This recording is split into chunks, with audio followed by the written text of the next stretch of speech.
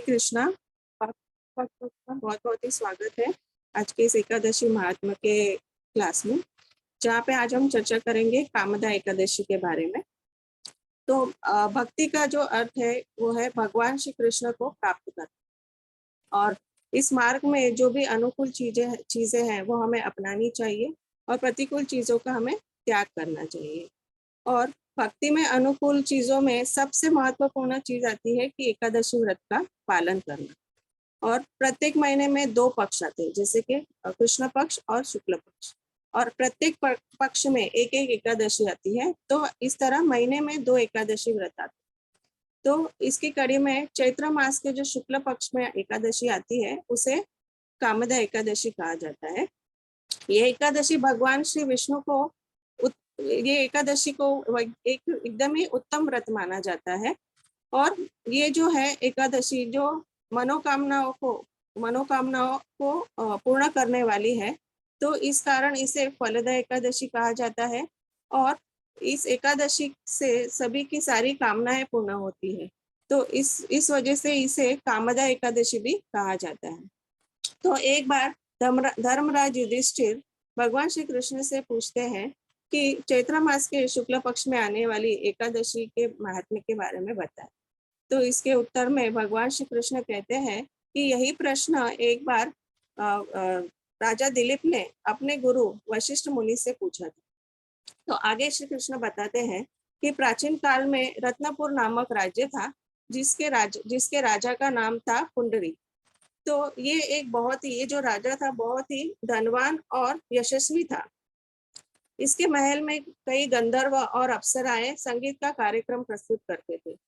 इसके राज्य में ललित और ललिता नामक एक पति पत्नी भी रहते थे, जो वे दोनों एक दूसरे से अत्यंत ही प्रेम करते थे। वे एक दूसरे से अलग होकर एकदम ही व्याकुल हो जाते थे। तो एक बार ऐसे ही ललित राजा के दरबार में मधुर गीत का कार्यक्रम प्रस्तुत कर रहा था, और उस दिन किसी कारणवश ललिता वहां पर उपस्थित नहीं थी।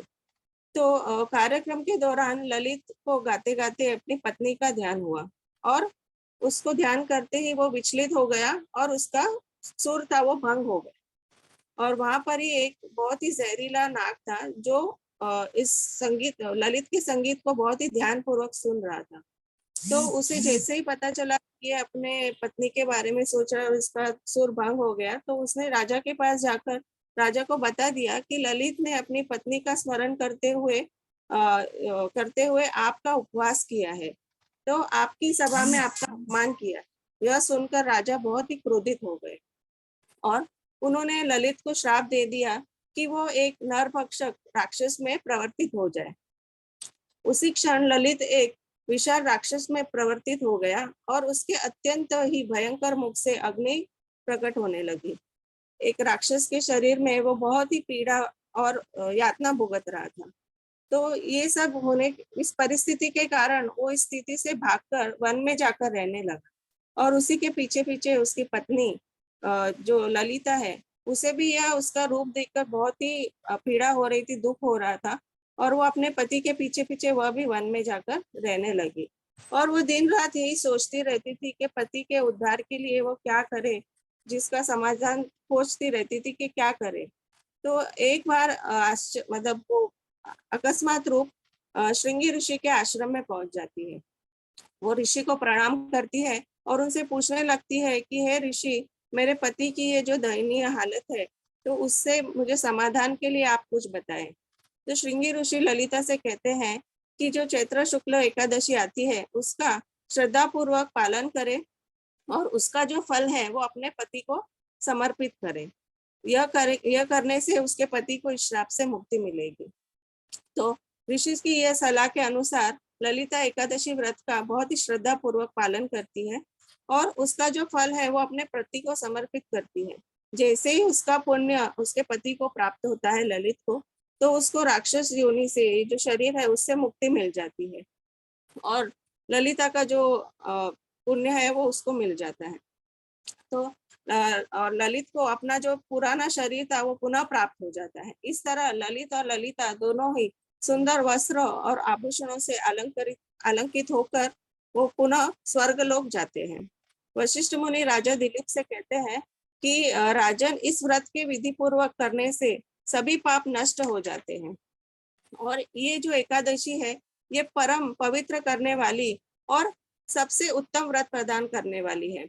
इस व्रत कथा का ध्यान पूर्वक श्रवण करने से वाजपेयी यज्ञ का पुण्य प्राप्त होता है। वैसे तो हर एक एकादशी का के अनेक लाभ होते हैं, लेकिन सबसे महत्वपूर्ण है कि इस दिन हमें हरे कृष्ण महामंत्र का अधिक से अधिक जाप करना चाहिए। हमें भक्तों का संग लेना चाहिए, मंदिर में जाकर भगवान के दर्शन करने चाहिए और अधिक से अधिक हमें शास्त्रों का अध्ययन करना चाहिए।